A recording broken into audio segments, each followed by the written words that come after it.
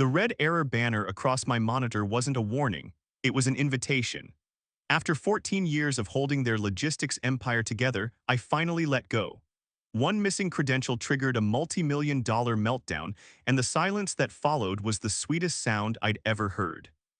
This is where the story truly begins, and you won't want to miss what happens. Make sure you're subscribed to see it through to the end. We're always curious, where in the world are you all watching from today? Let us know in the comments. I was awake at 4:00 a.m. again. It had become a ritual I never asked for, a biological alarm clock wired directly into my anxiety. I sat in my home office, the only light coming from the glowing standby LED of my server rack and the harsh blue-white glare of my primary monitor. My eyes felt like they were packed with sand, gritty and burning, but sleep was impossible. Every time I closed them, I didn't see darkness. I saw pipelines failing. I saw red cascading error logs. I saw the faces of idiots smiling while the infrastructure I built burned down behind them. I reached for my mug, taking a sip of coffee that had been microwaved so many times it tasted less like roasted beans and more like battery acid. The digital clock on the corner of my screen read 6:12 a.m. I had been sitting here for 2 hours, staring at a cursor that blinked with a steady, mocking rhythm. My name is Calvin. I'm 48 years old, and for the last 14 years I have been the invisible load-bearing wall of a logistics firm in Cincinnati. My official title is Senior Backend Infrastructure Engineer, but that doesn't mean anything to the people upstairs. To them, I am a line item. I am overhead. I am the guy who fixes the printer, even though I design the automation frameworks that route millions of dollars in freight every single night. I felt a physical heaviness in my chest, a tightness that wasn't just the burnt coffee. It was the crushing weight of irrelevance. If a batch job runs overnight and spits out a pristine report at 8:00 a.m., I built it. I wrote the code, I configured the servers, and I set the fail-safes. But cleanliness is invisible. When things work, nobody asks who kept the engine running. They only look for you when the car crashes. And lately, I felt like I was the only one gripping the steering wheel while everyone else was trying to drive us off a cliff. The betrayal I felt wasn't sudden. It was a slow, agonizing rot, worse than any sudden diagnosis, because I had watched it happen to me day by day. The sun began to creep through the blinds, casting prison bar shadows across my messy desk. I rubbed my temples, trying to massage away the headache that had taken up permanent residence behind my eyes. It wasn't the work that was killing me. I loved the work. I loved the logic of it, the way code didn't lie, the way a well-constructed system hummed like a living thing. It was the erasure. Just last week, I had been in a product sync meeting, a useless hour of people congratulating themselves for doing nothing. The new VP of Operations was holding court. His name was Bryce. He was an MBA transfer from Chicago with teeth that were too white and hair that looked like it had been sculpted from mahogany. He didn't know a server from a toaster, but he knew how to project confidence. "We need to pivot toward agility," Bryce had said, pacing the conference room like he was giving a TED Talk. "The current infrastructure is sluggish, it's heavy, we need lean, we need rapid deployment." I had raised my hand just slightly. "Bryce, the latency isn't in the infrastructure, it's in the middleware the vendor supplied. If we cut corners on the backend, we lose data integrity." Bryce hadn't even stopped pacing. He just glanced at me, a flicker of annoyance in his eyes like I was a fly buzzing near his lunch. "Thanks, Craig," he said, not breaking his stride. "But we're looking at the big picture here, not the weeds." "Craig." He called me Craig, in front of the entire department. In front of Justin, the 24-year-old head of infrastructure they had hired over me 3 months ago. Justin, whose primary qualification seemed to be a degree from Stanford and an ability to agree with everything Bryce said. Justin, who I was currently training because he didn't know how to execute a simple pull request without crashing the staging environment. The room had gone silent for a beat. I saw a few uncomfortable glances exchanged, but nobody corrected him. Nobody said, "His name is Calvin and he built this company's brain." They just looked down at their notepads. I didn't correct him either. I just sat there, feeling the heat rise in my neck, filing the moment away in the cabinet of grievances I kept locked in my mind. But as I sat there in the dark of my office that morning, sipping my cold coffee, a dark thought crossed my mind.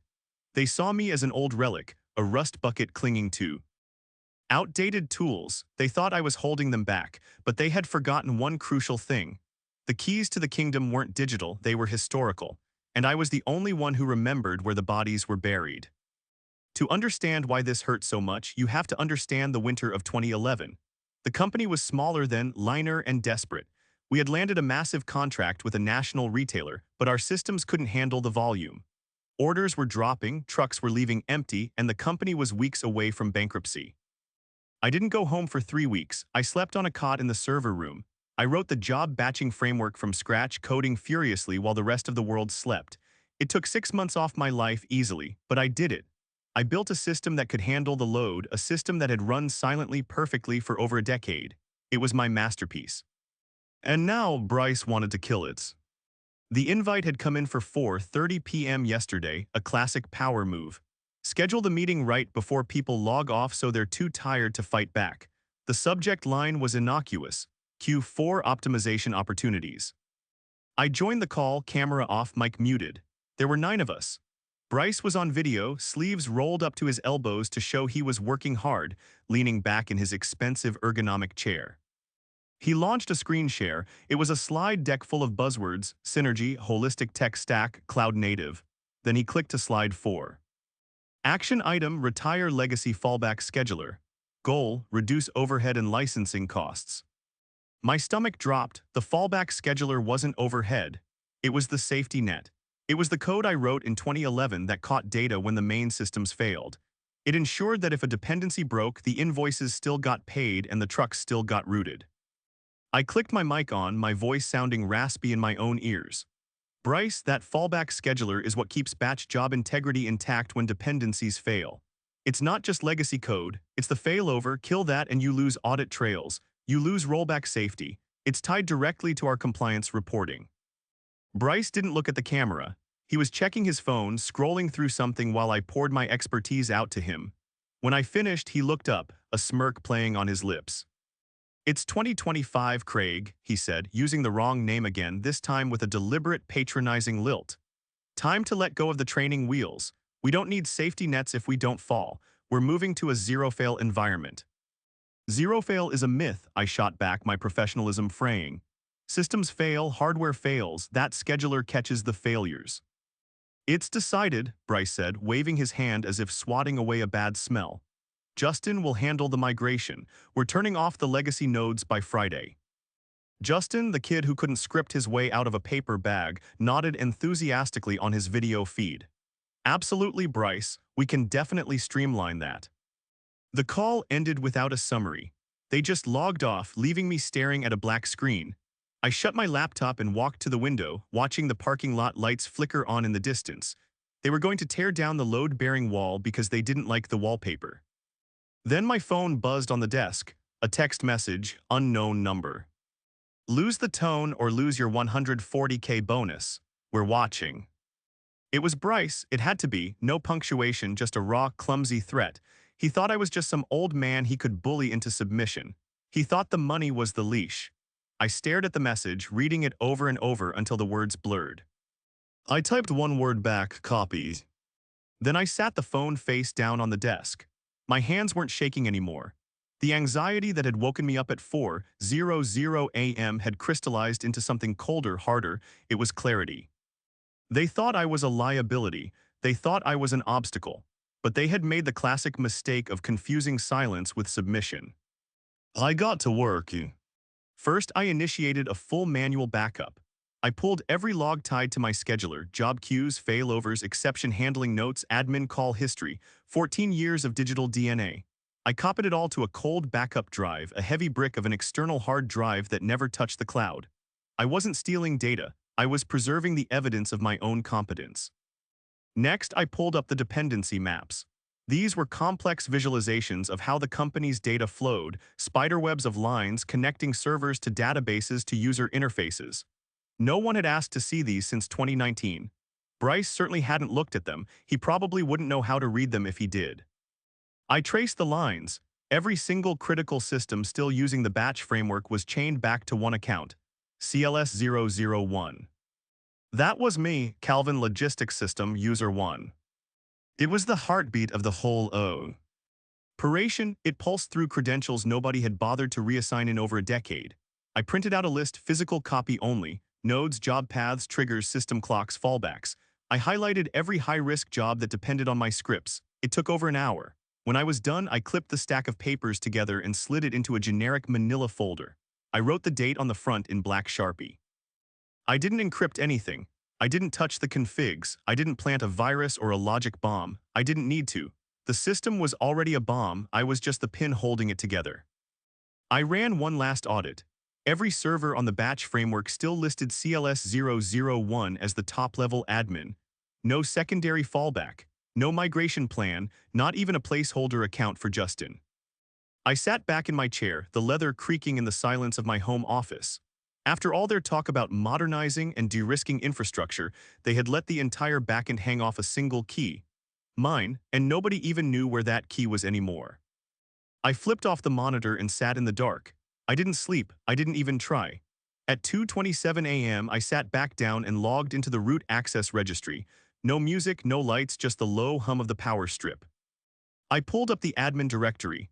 There it was, CLS001 primary admin, last modified March 9, 2019. No successor, no delegation. That system still thought I ran the show. 14 years later, after all the meetings, reorganizations, new hires, and layoffs, I was still the skeleton key. The next morning, the silence broke. At 6:11 a.m., the first job failed.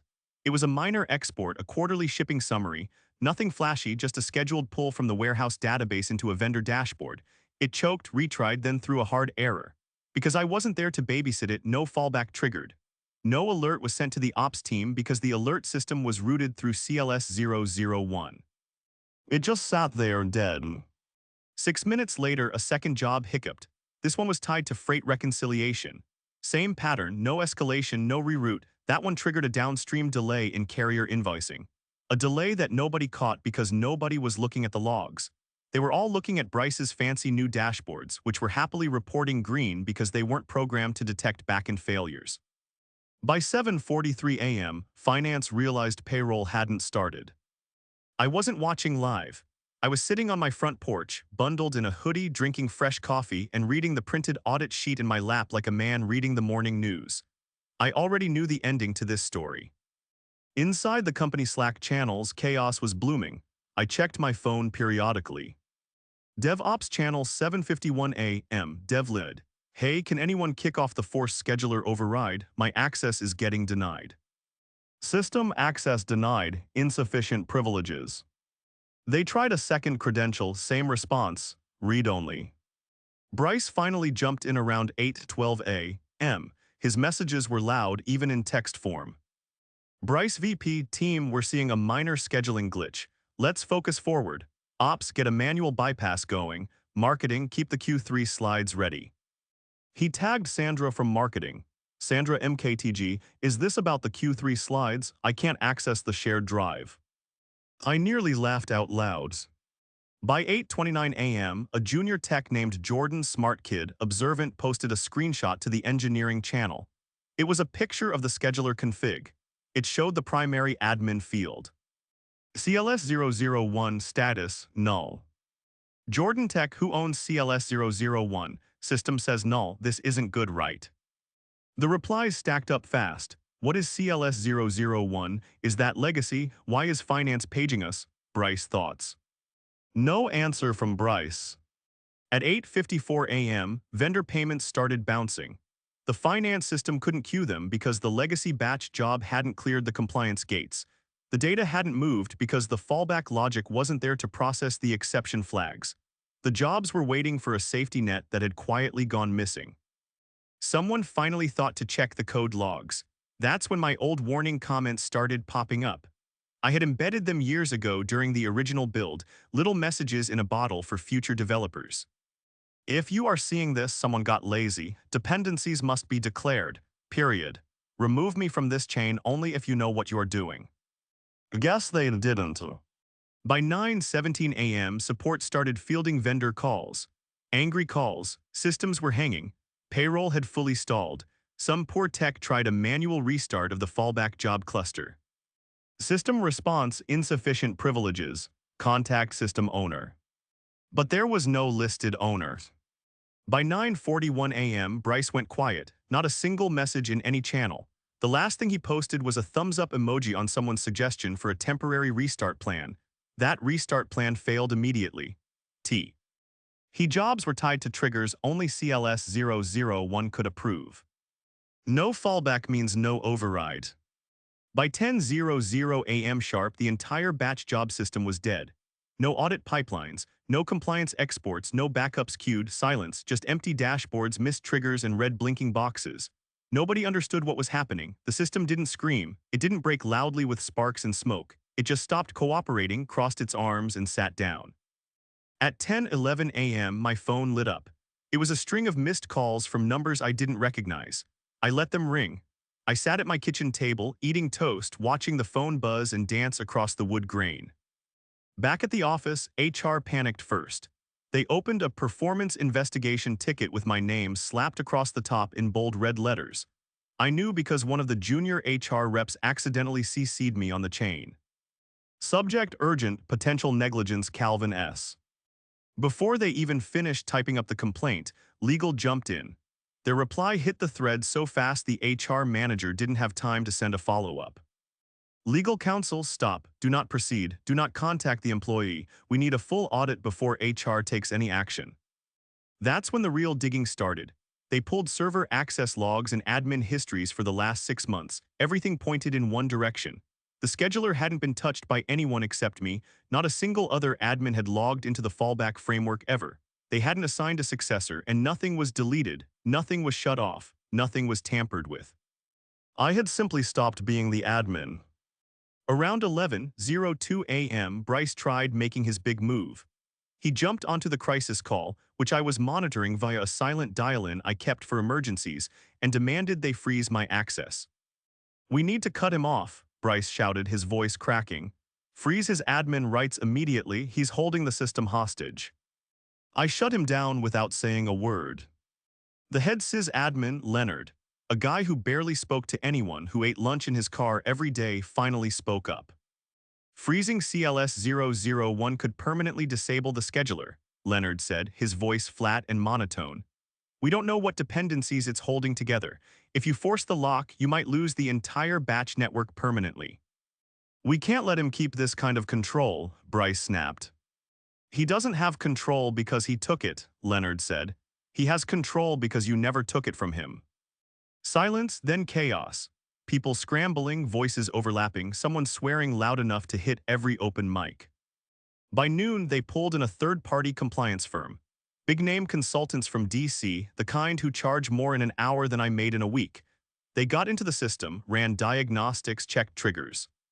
One of them finally said, loud enough for the conference room mic to pick up, "This system didn't break. It followed instructions." "What instructions?" someone whispered. "Yours," the consultant said. "The ones you ignored. There was no admin assignment after CLS-001 went null, no backup owner, no override authority. The system is doing exactly what it was designed to do when ownership goes undefined. It locks down for safety." That cracked the room open. Legal demanded answers. Ops tried to blame Dev. Dev tried to blame Finance. Finance blamed legacy processes. Someone even tried dragging Justin's name into it, and he practically begged them not to. All while batch jobs sat frozen. All while money stopped moving. All while compliance deadlines ticked closer on a clock nobody could reset. By 1:20 p.m., the building was in full meltdown. Hallways were filled with panicked employees, side rooms were occupied by shouting managers, and phones were ringing nonstop. No one knew how to bring anything back online without touching the one account they were terrified to touch. They weren't dealing with a system failure. They were staring into a mirror, and nobody liked the reflection. At 5:47 p.m., the email hit my inbox.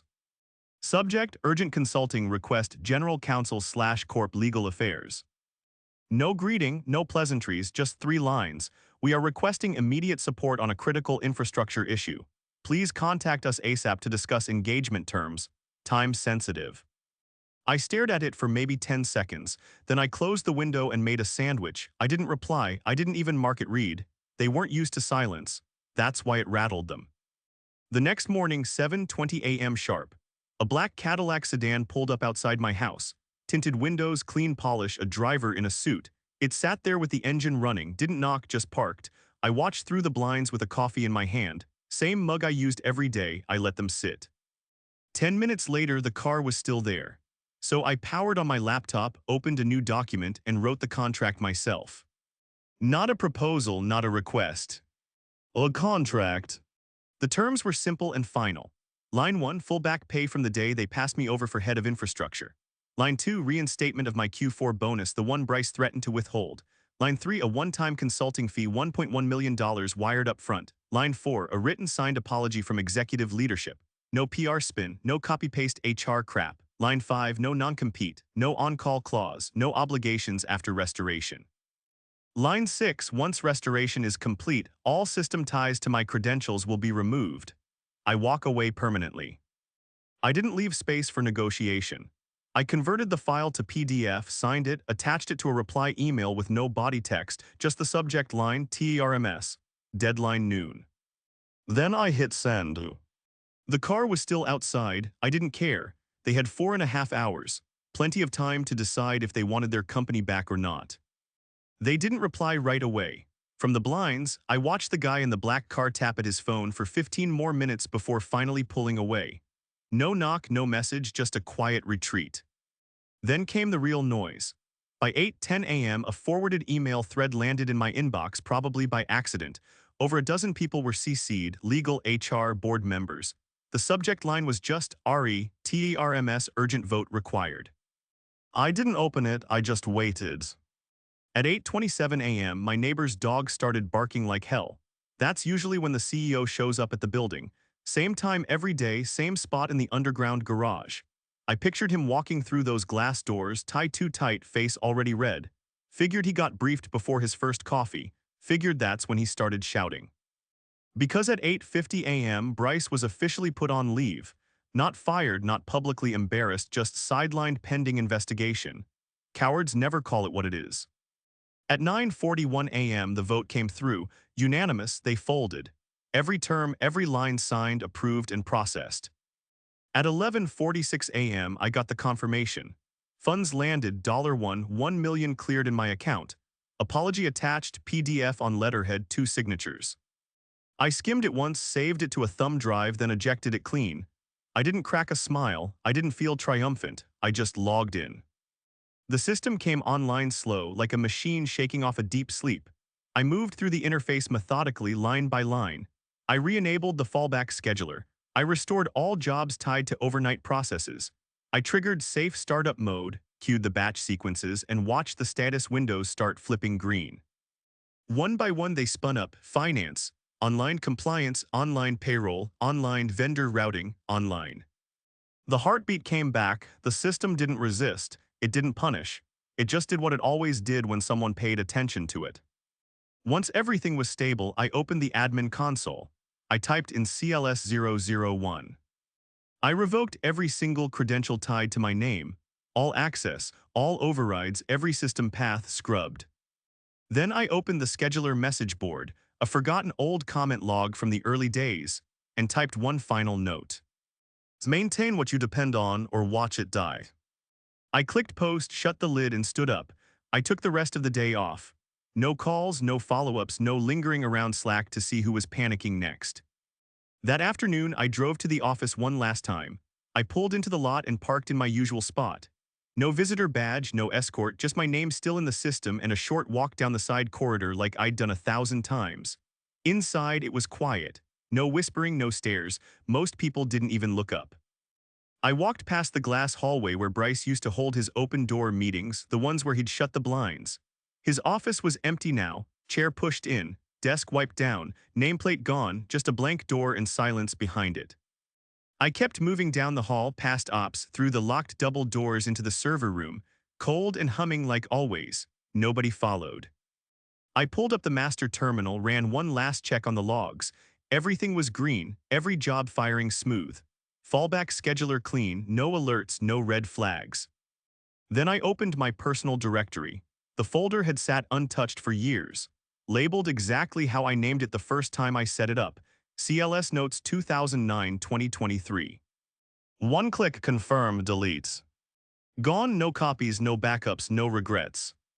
On the way out, the interim COO, I think her name was Rachel, stepped out from behind a pillar near the break room. She had a folder in her hands like she was hoping for a handshake or maybe a final chat. She opened her mouth to speak, but I didn't let her. I just nodded once. She hesitated, then stepped back, sensing the wall I had put up. I placed a slim black folder on the reception counter. No fanfare. Just the signed contract inside and a yellow sticky note on top that read, "You're welcome." Then I walked out the same door I had walked in 14 years ago. Past the vending machines, past the dying fern no one ever watered, past the walls filled with motivational posters no one read. Outside, the air felt better. The sun hit my back, my bag felt light, keys in hand, nothing left to carry. I didn't feel smug, I didn't feel righteous, I just felt clean. I didn't burn it down, they built it on one man and dared him to walk. So I did. I wasn't loud, I wasn't dramatic, I was the spine. And when the spine leaves, everything else falls on its own.